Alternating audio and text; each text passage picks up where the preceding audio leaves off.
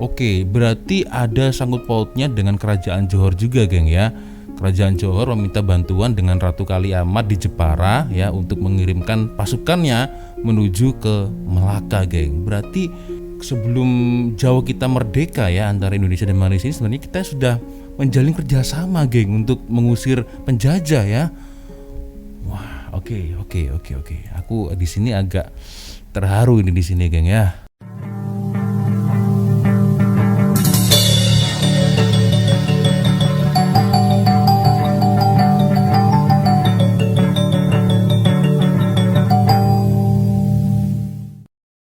Yo Re, assalamualaikum warahmatullahi wabarakatuh. Hai Re, bertemu lagi ada saya di sini Wak Lonjong, salam lonjong. Iya.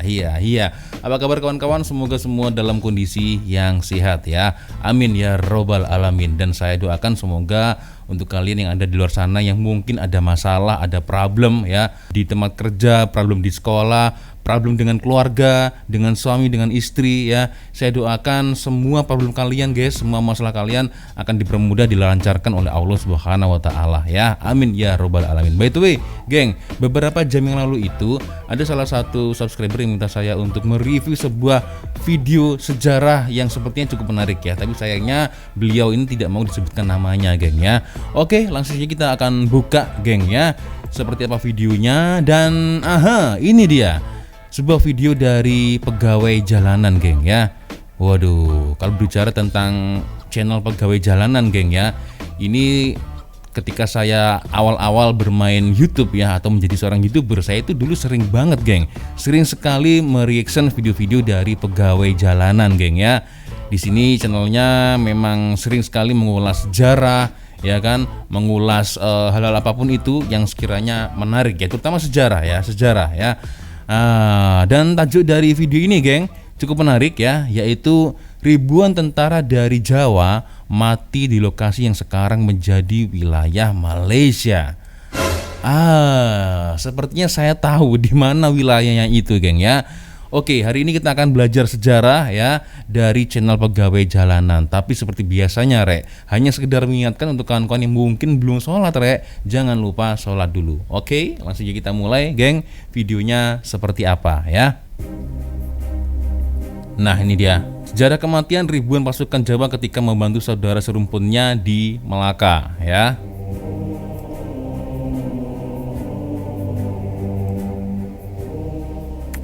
Selamat datang kembali di channel Pegawai Jalanan.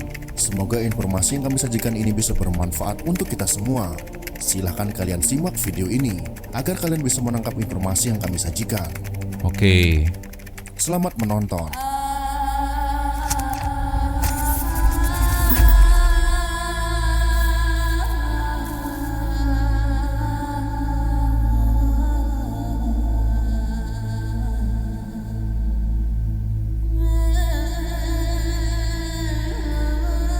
Sejarah-sejarah masa lalu tentang nenek moyang kita yang saling membantu melawan penjajah patut diceritakan untuk mengingatkan kembali kepada generasi muda kita bahwa kita memang sudah saling bahu-membahu sejak zaman listrik belum ditemukan, bahkan sejak zaman batu. Sejarah kali ini patut untuk disampaikan ketika ribuan tentara dari Jawa dan Palembang banyak yang rela menderita demi membantu membebaskan Malaka dari cengkraman penjajah Portugis. Beberapa kali serangan dilancarkan, akan tetapi belum berhasil menundukkan kekuatan Portugis waktu itu.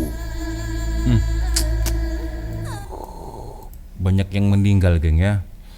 Innalillahi wa inna ilaihi raji'un. Oke. Pada awal abad ke-16, terjadi perang besar antara pasukan Portugis dan pasukan kerajaan Demak di Selat Malaka. Peperangan itu terjadi tak lama setelah kerajaan Malaka jatuh ke tangan Portugis. Pada saat itu pasukan kerajaan Demak dipimpin oleh Pati Unus. Penyerangan Demak terhadap Portugis dilatar belakangi jatuhnya kerajaan-kerajaan Islam di sekitar Selat Malaka, seperti kerajaan Samudra Pasai dan kerajaan Malaka ke tangan Portugis. Berarti dulu Melaka ini masih ada kerajaannya, geng ya. Kalau sekarang kan sudah tidak ada ya. Dari jatuhnya kerajaan-kerajaan tersebut, Pati Unus menyadari betapa kuatnya armada laut Portugis yang diyakini lebih kuat dari armada laut Majapahit pada masa kejayaannya. Namun hal itu tak mengendurkan keberaniannya untuk melawan.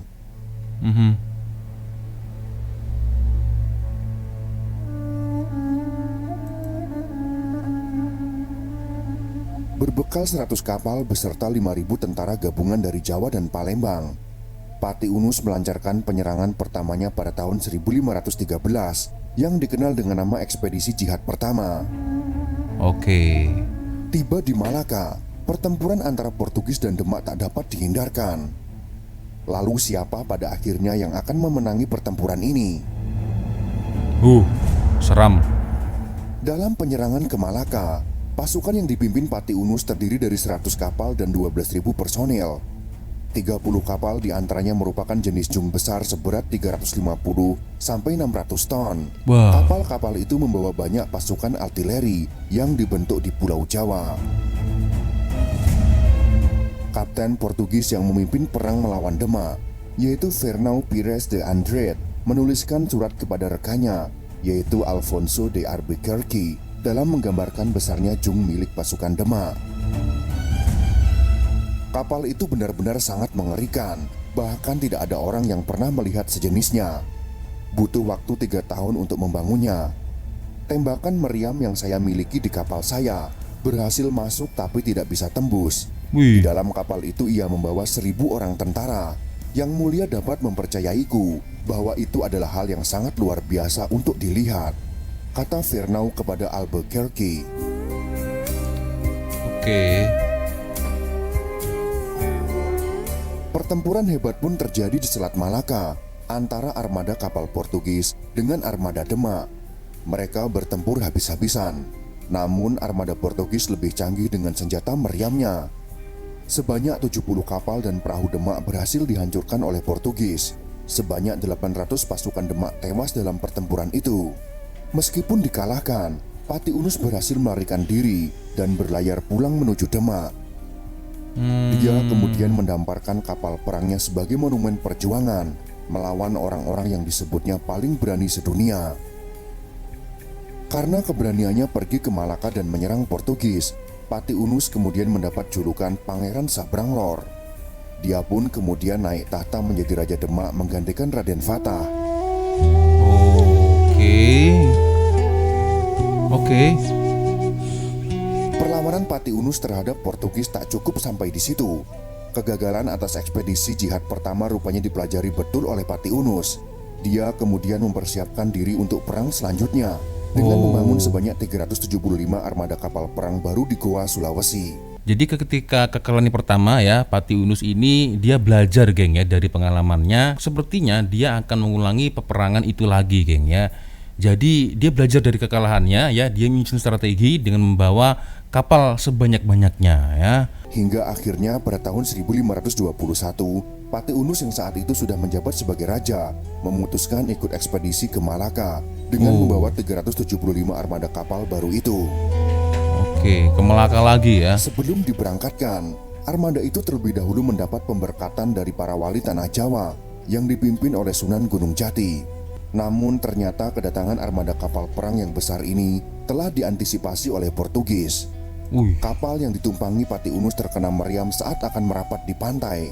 Kapal pun hancur lebur dan Pati Unus gugur akibat tembakan meriam itu.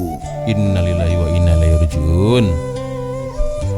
Setelah gagalnya ekspedisi jihad pertama dan kedua, penyerangan terhadap Portugis kembali dilakukan pada tahun 1550, di mana Sultan Johor meminta Ratu Kalinyamat dari Jepara mengirimkan 40 kapal dan 4.000 prajurit perang untuk menyerang Malaka. Oke, berarti ada sangkut pautnya dengan kerajaan Johor juga geng ya. Kerajaan Johor meminta bantuan dengan Ratu Kaliamat di Jepara ya untuk mengirimkan pasukannya menuju ke Malaka geng. Berarti sebelum Jawa kita merdeka ya antara Indonesia dan Malaysia ini sebenarnya kita sudah menjalin kerjasama geng untuk mengusir penjajah ya. Wah, oke. Aku di sini agak terharu ini di sini geng ya. Mereka kemudian bergabung dengan pasukan Malaka dan Aceh untuk menyerang Portugis bersama-sama. Oke, ada Aceh juga. Kekuatan gabungan itu berhasil memukul mundur Portugis dan mengambil alih sebagian besar kota Malaka. Namun Portugis berhasil menyerang balik dan berhasil menewaskan 2.000 pasukan dari Jawa.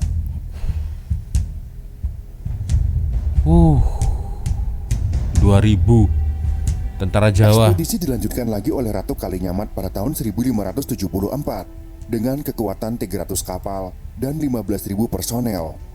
Setelah pertempuran sengit selama 3 bulan, sebanyak 2/3 pasukan Jepara gugur.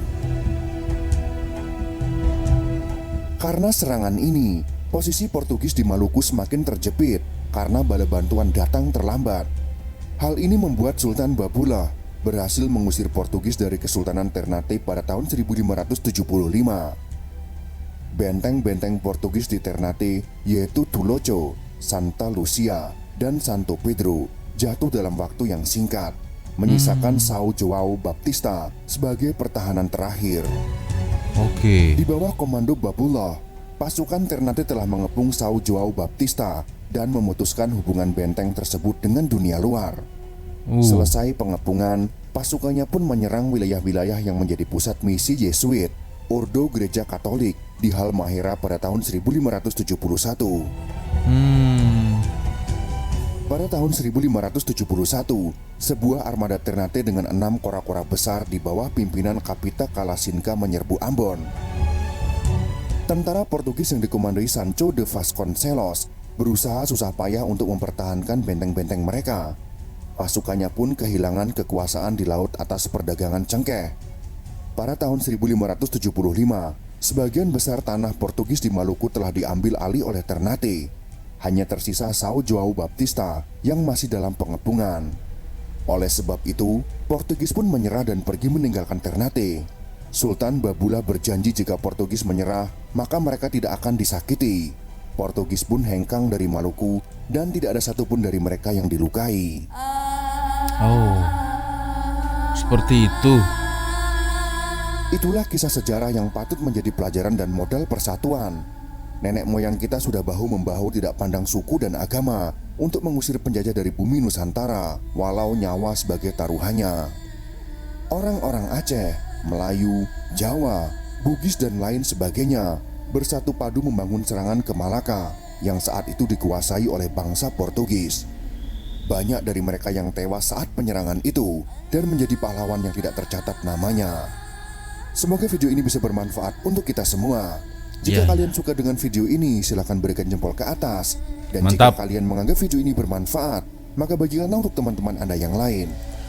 Oke, terima kasih untuk admin dari pegawai jalanan, geng ya. Sudah lama sekali nih saya tidak melihat video ya dari pegawai jalanan. So, tadi letaknya ada di Melaka, geng ya. Sementara Jawa ada di sini, geng. Nah, Jawa berarti Aceh, Jawa ya. Bertempurnya berarti ada di sekitar sini, geng ya. Kalau saya silap tolong dibetulkan atau dikoreksi ya. Saya tidak bisa membayangkan kakek atau nenek moyang saya dulu ya dari Pulau Jawa ini ya kan, lalu mengambil atau melakukan perjalanan yang cukup jauh ya kan. Pada zaman itu nggak ada kereta, geng ya. Tidak ada kereta, tidak ada pesawat, tidak ada motosikal. Ya mungkin mereka menempuh perjalanannya mungkin dengan kapal ya. Tapi tak pasti juga itu sampainya itu berapa bulan, berapa hari itu ya. Menempuh dengan kapal mungkin ya, kapal laut ya, dan sampai ke sini. Dan disinilah ya di Melaka ini antara Jawa, Melayu, Aceh ini saling bantu membantu, geng ya, bekerja sama sejak dari dulu ini ternyata ya. Aduh, ini meremang aku serius, geng ya, meremang aku ya. Ternyata memang itulah kakek nenek moyang kita dulu itu sudah saling bantu membantu, geng ya. Dan memang saya sering sekali, geng, mendengar beberapa kawan-kawan dari Malaysia, baik itu di ruang komentar YouTube, di Facebook, di TikTok ya, bahwasanya penjajah lah itu yang memisahkan kita, geng ya. Kalaulah roboh kota Melaka, geng, papan di Jawa akan kami dirikan, ya kan. Kalau sungguh bagi dikata harta dan nyawa kami serahkan. Itu yang membuat bulu Roma ini meremang, geng ya. Aduh, dan semasa saya di Malaysia juga saya sempat datang ke Melaka juga. Itu adalah suatu pengalaman yang apa ya, tidak bisa diungkapkan dengan kata-kata, geng ya. Serasa seperti pulang kampung memang, geng ya. Di Melaka ini makanannya unik, makanannya khas, sedap-sedap. Orangnya pun juga baik-baik, geng ya. Saya bersyukur ada kesempatan ya, walaupun hanya sebentar sekali untuk singgah di Melaka. Itu adalah suatu kenangan yang tidak bisa saya lupakan, geng ya. Oke, geng, ya sepertinya itu sudah untuk video kita kali ini. Terima kasih kawan-kawan sudah nonton video saya dari awal sampai akhir ya. Dan seperti biasanya, kalau ada video yang menarik yang mungkin boleh aku reaction, korang boleh follow sosial media saya, kirim videonya di Instagram boleh, di TikTok juga boleh ya. Dan oh ya, saya juga minta maaf, geng, bila ada kesalahan kata-kata baik dari awal video sampai di akhir video ya. Dan akhirnya saya Lonjong pamit dulu. Wassalamualaikum warahmatullahi wabarakatuh. I love you Malaysia, I love you Indonesia. Bye bye, Re.